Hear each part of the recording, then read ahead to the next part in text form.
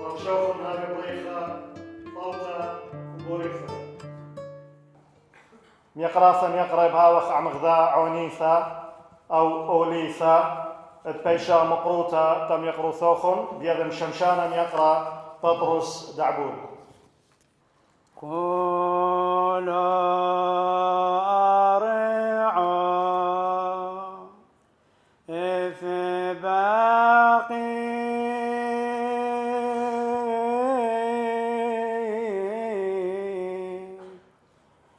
وبمدينة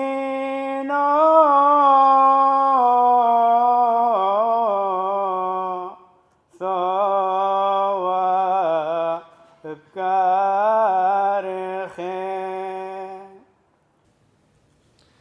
الحضور الكريم، بقلوب مليئة بالحزن والفجيعة والأسى، ومؤمنة بقضاء الله ومشيئته، نعزي عائلة الفقيد الراحل المبدع الكبير شاكر سيفو، الذي غادر عالمنا الأرضي، ولكن لم يغادر قلوبنا. وباسم زملائي في المكتب التنفيذي والمجلس المركزي للاتحاد العام للأدباء والكتاب في العراق، نبعث بالتعازي القلبية لعائلة الفقيد وأصدقائه ومحبيه وقرائه. أيها الحضور البهي، مع حفظ الألقاب والمقامات، طاب مساءكم. شاكر سيفو ترنيمة عذبة سكنت الوجدان والقلوب، رتلتها الملائكة في عيد القديسين، وامتد صداها في الأفق البعيد، وأيقونة الإبداع والجمال زانت بها بوابات معشوقته بغديدا. وقلادة عشق تبادلتها الأحبة في عيد الحب، هكذا عجن الشعر عسلا وارتشف من رحيقه كل الشعراء، إذ صاغه تفعيلة وومضة ونثرا. إنه الكبير شاكر سيفو، هذا العراقي السرياني الذي تشرب بمياه النهرين، وتعمذ بطهر أرضها ومجد حضاراتها، سومر وأكد وبابل وآشور، وصاغ لها ولبلدته بغديدا قصائدا كتبها بأحرف من النور، بعد أن سقاها بدمه ورواها بدموعه. كيف لا،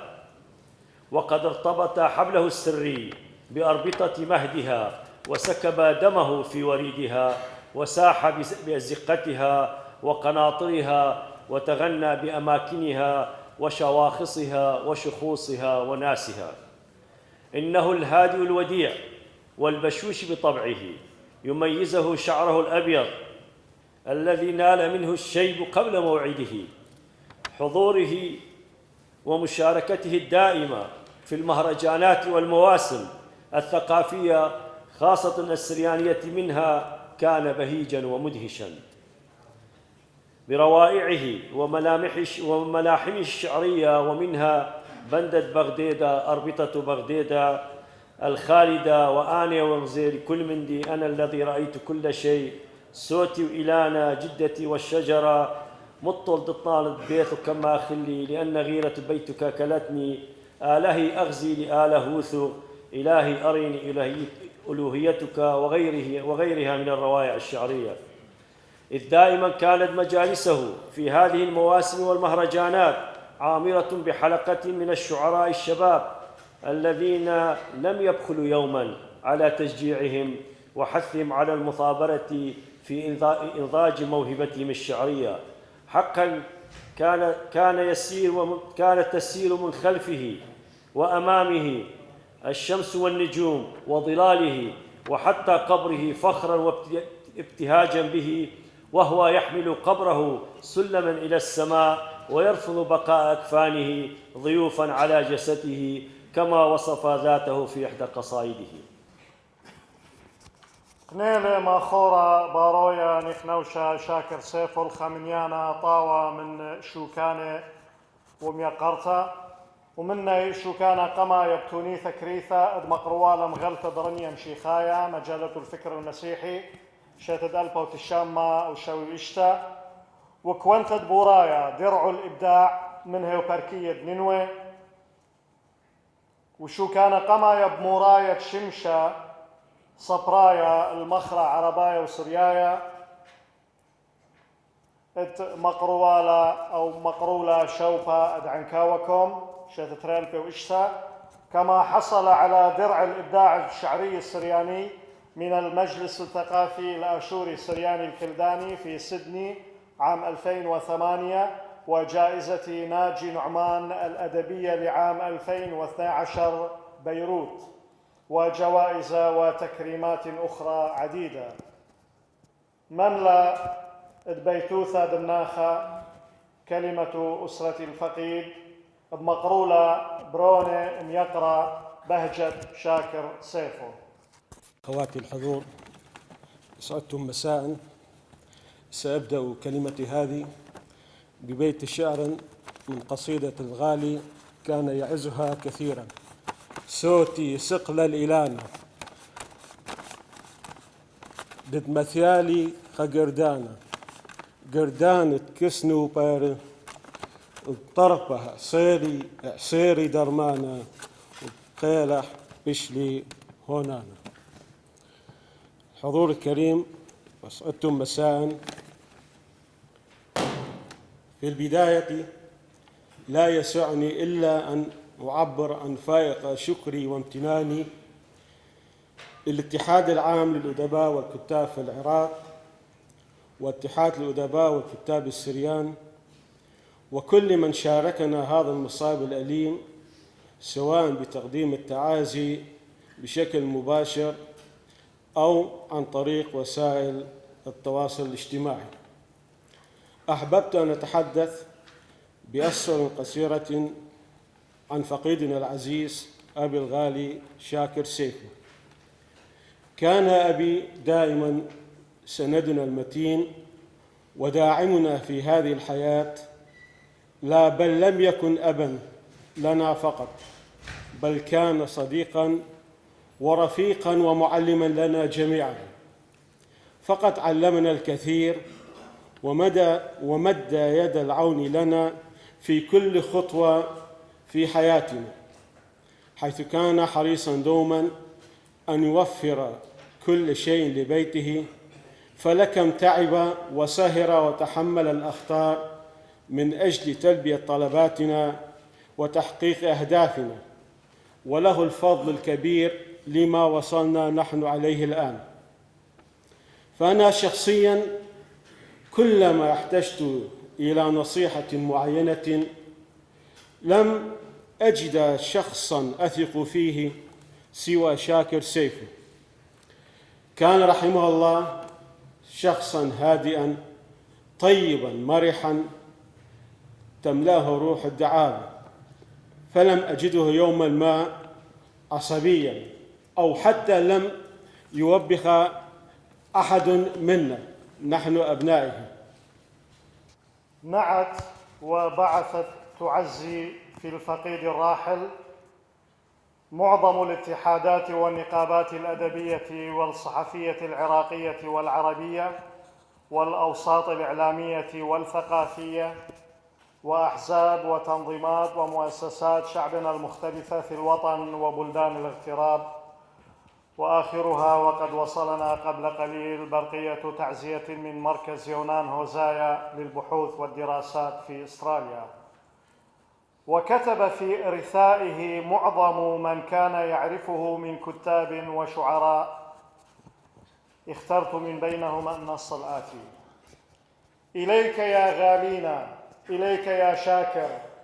نمد سواعدنا المنفردة على أقصى سعتيها، ثم نماهي أكفنا في آصرة لا تنفك قط، ونصلي من حشايا أفئدتنا التي افتقدتك في هذه الدنيا الفانية أن تتنعم بنعمة فراديس الرب إلى أبد الآبدين. الشاعر هيثم بردة. باقرتد أثيا في الفقرة القادمة بهاوخ عمخا من بنونة بغدادة ما خورا بارويا شاكر سيفو هدخا كي مقرون والمناخا قوعد عيدة وبرستة صبرايم شخلته. هكذا كنت أقدمه في مهرجانات ومناسبات أدبية مختلفة، وهدخا وهكذا سأقدمه اليوم. بهاوخ عما خورا شاكر سيفو إينا بروخة بشمة ببلاطة وبغدام المشخاثة بندق بغدادة مقرولة لن ما خورم يقرأ نويل جميل وعمة مخيثة علمانة تعودة بيد أمانة يقرأ يوثان عبد الله. بالسخينات من الدمع بكتك قوافي الشعر، وناحت عليك حزينة كل بحورها. خكمة باسوق من مشحتة بندة بغداد المعحورة محسيا شاكر سيفو. بغداد أمي ودمي، هلما دم أخذ بيش يصلي وبلبد عينخ هذا قارينا بخوارة دتهن يوم هذا كوم كرخي. هلما عينخ بيش سكرة كوم دتهن بخوارة عينك. هلما عينخ بيشي كم خرخري دمه القصاصة الزرياثخ وخبري جوهن رأولو شقياثا. هلما خايخ بيشي مؤلقي بخا بشكا من صوصياثخ وكليمي خضروانخ كوخوة شم كليهن وملخا لشتيلا روخخ وبغداد شتيلا ملخح. بندت شم قم قد لخلخ وريدة خايخ وخرزلن اينا نبقوهن ومريدة لبن قذلن بند غدالخ ومخمريات خاصا كم خش لخلخ عزران وكمر وفرنسي ونطوبة ومن العاثخ قم زخرخلخ درخشت لهن ومطيت الاينة تشمه ودرخشي بفرخ جنق قوماتا بطر قوماتا مخمريات خاصا كم خشلخلخ زاقة وكليلة بيوم دخلوا لخ ومبيبي دينا كم خشلخلخ خليات دخلوا لخ بينك كوخوة وملاخة وخلية وخمرة وملخة لشتيلة روخة وبغداد شتيلة ملخة. وسهرة لو جانا الما نحتالخ وشوقلخ بغداد بشتقة، الما نحتالخ وشوقلخ خيوثة بخشكة، بمعروتخ شوقلخ شمشة بيثة، وكوخوة لو جانا جغيشة وتويهة وبماريروثة، بمعروتخ شوقلخ هدامة خويادة صبرة وسايومة سورياية خشة وكريوثة. كنشم يقرأ أن إيوا لوقاطة مقتطفات من مشختة أخ أوليثة قصيدة في رثاء الراحل الكبير تخد شما السهرة لو جانا مقرولة قواها الزياخة بوياء ما خورم يقرأ إبراهيم خضر عم مخيثة على العودة. أو سهرة لو جانا، أو سهرة لو جانا الما نحبيلو وشوقلو بغداد بشتقة، الما نحبيلو وشوقلو خيوثة بخشكة، بمعروتخ شوقلو شمشة بيثة وكوخ ولو جاني جغيش وتويه ومريروثة، بمعروتخ شوقلو هدامة خويادة صبر وسايوم سورياي حشة وكريوثة. ثلاث شنة واي تحريوة من ميدانة سبرايوثا 3 شنة وخنا سنيق القالغ بالهيقوثا وآهد قوطو باع أمينة بشتقة وشليوثا لخشت منشخلخ ومنشخ محرخ مسخت خايوثا ومنشخ دوبارخ شبير وطيبوثخ لربابد موتا برم رخشلخ وشوقلخ صوتخ سقت الإلانا قنطرة المثيالخ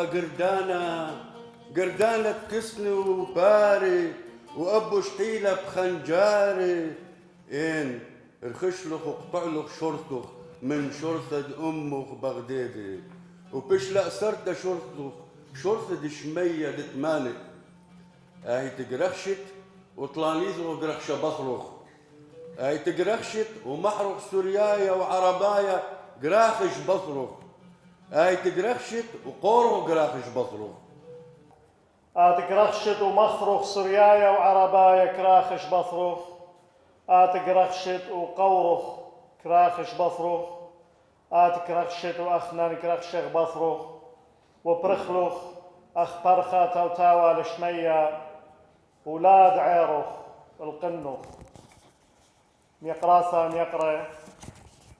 سهدوياثا شهادات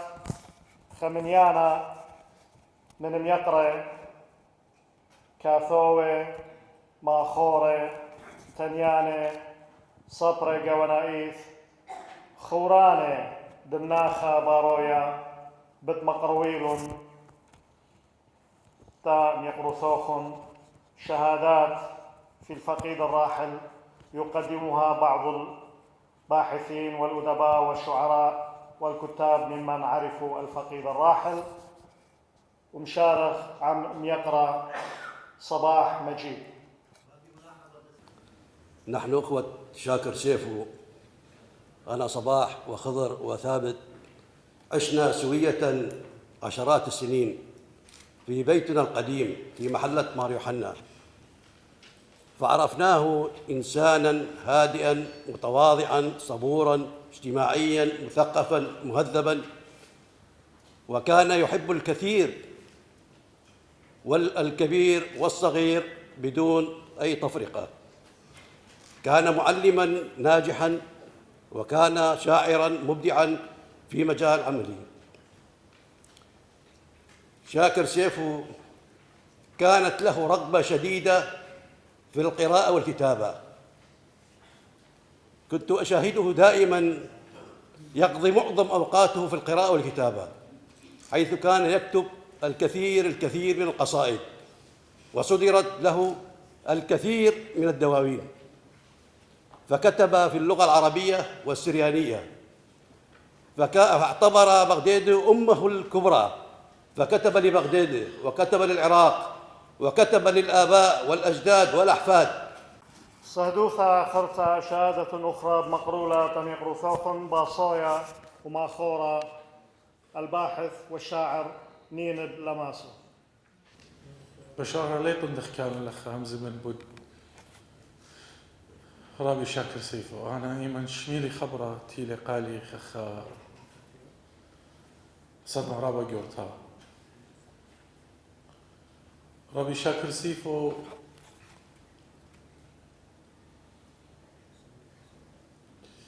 إيوا خخونة وخخورة رابا يديدة قد تالقتت أتخبرناشا ليلي خامدي بشيطة. أنا إنوا أستراليا بشاريت التطصية بتوغدم غلطة شمو غلقيا كدمياي أطوراي ببلطاويو أمريكا ماخورا وصبرا لخا نيخا مصيلون برسيكتوياتي تاما قريلي غدم شختا قد قمشنيالي لغدا بريتا خيتا وشلمت كتاو يوا شاكر سيفو بشلا هسرت لبي قد غزنوا لأول برناشا خرطة برتري البوطلا تيلي خازلقالة دوقة سيدي مش خاطر قالت جانو بخلعزة رابة شابيرة إنقاتي قريبايا فيشو على خامندي قد قدام شخته ماريو فوقتي بلعزة بغدادي أنا كن وقت جيلنوا ميلة هذه فوقتي ميلة هذه فوقتي زيلي خا غداداي جو إنجلاند مرة طالي ميلة وإما نقل قامتها قشئلي قا رابي شاكر سيفو آخر ببغدادي مري دها إيبيت أمرا أنا ينتقشئلي كل من دي سبقم غزلني برناشة جبارة صبرا وما خورم يقرأ بطرس نباتي بت مقرو تم يقرو ثوخن سهدوثا بثايلة بغداد رغم دي ثوابا ناشي بلاخب بو مردوثة بو حقل الثقافة المسرحيين ان التشكيليين ان كله قغل الثقافة اثوا لكن شاكر سيفو شمت بغداد كم عليلة شاكر سيفو يلي ببغداد عاود للسكوات كله ناشئ لا بزلاخة الا باستراليا امريكا كل دو كان كل دوك الزلن اثوا كاسيد الشاكر سيفو بندد بغداد اثوا دربشت بغداد اثوا بندد بغداد اثوا ايتاث بغداد كله اني شاكر سيفو كمول بلاي تعلمه إليه بغداد عاود له دغدود لي فيكتور هيغو باريس دغدود لي قاعد حتى بنوتردام إليه من بغداد عاود له نجيب محفوظ ود القاهرة هذه لشاكر سيفو شو تبتد بثايلة بويا دم يقرأ أمير بولس يوم دمشنيلي شاكر سيفو برطلخ بطلة بغدادي وشريهن ببخاي هذه الأمسية صعب جدا أن نلتقي وهو غير موجود بل من الصعب جدا أيضا أن تخفو أزقة بغداد ونحن نجتمع هنا دون أن نسمع أنفاسه وهي تلهج باسمها في نص شعري كتبه وهو يخترق أزقتها ذات مساء متواعدا مع أقرانه من شعرائها في أحد مقاهيها. شهادة أخرى وأخيرة بوت نخنوشا ما خورا بارويا شاكر سيفو مقرولة قام يقرو ثوخن ميقرا كلدو أوغانا إثناشي ناشي باخلو لكن يثناشي الشاقل منه قوته وخيله كذي قلت أخيره إن أقلق ميثة خزيهن ربي شاكر بلكي بيثنيا بلكي ربي بطرس حكيل الداني قعدات يعني يتوياثت بشيوي تيوي من ياخذ ربي يونان رباني بطرس دكتور سعدي أنا محاسيلة كله بغداد ومش أحثى قميثة يوريري وريرة أنا كم شمنا مني وأنا زورة خناشة زورة بلكي تازب بلاخة قاوت حقلة أمتنايا قاوت العمل القومي يوطالي خمندي كبيرة رابا يقدر زيلي ربي شاكر ويديلي لإثيا وبتشية من بغداد تعنكاوة من حبة أمتنايا وبلاخة قاوت قخلد مردوثة وهالبات وتشميلي شعره الزودة ناشم عمقلة تتقارل لترابي شاكر ربي شاكر ليه بس خناشة كما قلنا نحبها تا بغداد الكيطالي فرصوبايف لا بل بحبة أمتنايا ربي شاكر يكفي انه آون قد كاثو آمر انه انا كثولي بسورة شعر قوت سورة وزلي لأبعد حدود ديدي تطماطن كثون ذات ديدي بالشانت يمة. أقدم هذا المزمور المرتل عن روح زوج خالتي شاكر سيفو وابن عم والدتي. بصوتي إلى ربي أصرخ، بصوتي إلى ربي أتضرع، وأسكب أمامه شكواي، أبث لديه ضيقي عندما